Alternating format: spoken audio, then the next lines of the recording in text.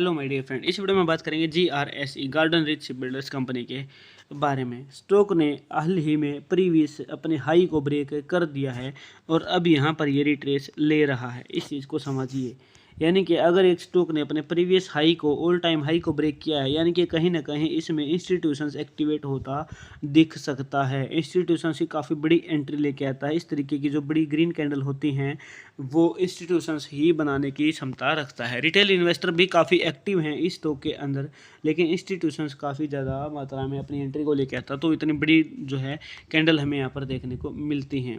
Strong, जिनको rally candles बोलते हैं। ठीक है, अब देखिए दूसरी चीज़, वीकली टाइम फ्रेम मैंने यहाँ पर सिलेक्ट किया हुआ है और 50 वीक की एवरेज मैं यूज कर रहा हूँ। तो आप देखोगे जब जब स्टॉक प्राइस यहाँ पर इस लाइन पर आ रहा है तब तक एक स्ट्रॉन्ग एंट्री बाइंग प्रेशर बनता है और स्टॉक प्राइस ऊपर जा रहा है। देखिए, ठीक है, यहाँ पर भी देखिए, ये सब देखिए। तो इस तरीके से अगर स्टॉक प्राइस इसको नीचे की तरफ ब्रेकआउट करेगा और इसको रेजिस्टेंस करेगा तो दोबारा कहाँ पर आएगा, 200 वीक के एवरेज पर, वहाँ पर बाइंग का प्रेशर बढ़ेगा। अब देखिए एक और चीज़ को समझते हैं। अब इसने इसको ब्रेकआउट कर दिया, अब यहाँ से अगर ये रिट्रेस लेता तो क्या नए टारगेट दे सकता है। पिवट इंडिकेटर आप यूज़ कर सकते हैं। पिवट में आप समझोगे तो जहाँ पर भी आप देखोगे तो स्टॉक प्राइस कंसोलिडेट करता है, इसमें R2 पे कंसोलिडेट कर रहा था तो वहाँ पर पिवट लाइन बन गई है। ठीक है, उससे पहले अगर आप बढ़ोगे तो यहाँ पर देखिए R5 पे कंसोलिडेट कर रहा था तो वहाँ पर पिवट लाइन बन गई है। अब उसके बाद से जो टारगेट है वो देखने को मिले R2 और R3 का टारगेट। अब इसी तरीके से अगर प्रेजेंट में हम समझेंगे तो स्टॉक प्राइस R2 तक जाता है या R3 तक जाता है तो वहीं पर पिवट लाइन बनेगी। ठीक है, यानी कि ये समझ सकते हैं कि हाँ स्टॉक प्राइस अभी से रेंज में कंसोलिडेट कर सकता है, यानी कि 2742 और 3868 के बीच में।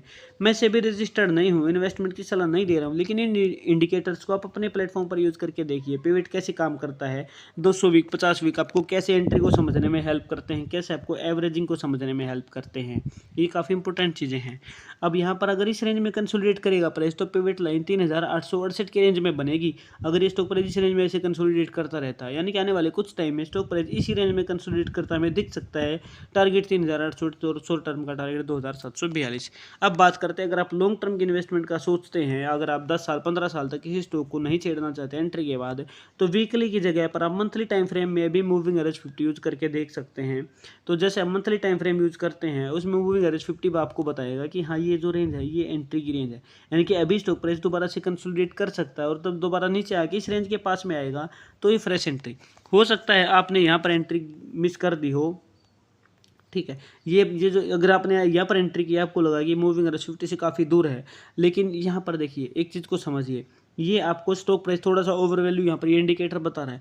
इसके कंपैरिजन में ये प्राइस तो हाई है, ठीक है, यानी कि 1250 जो है वो 550 के कंपैरिजन में तो हाई है, लेकिन वहीं पर अगर आप वीकली टाइम फ्रेम करोगे तो आपको चीज़ें एकदम समझ आएंगी अच्छे से कि हाँ 550 पर भी एंट्री बन रही थी, यहाँ पर भी एंट्री बन रही थी, यहाँ पर भी एंट्री बन रही थी।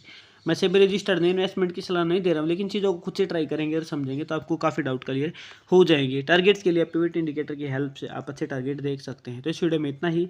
चैनल पर नए तो चैनल को जरूर सब्सक्राइब करके जाए, वीडियो को लाइक किए बिना बिल्कुल भी ना जाएँ। Thank you very much.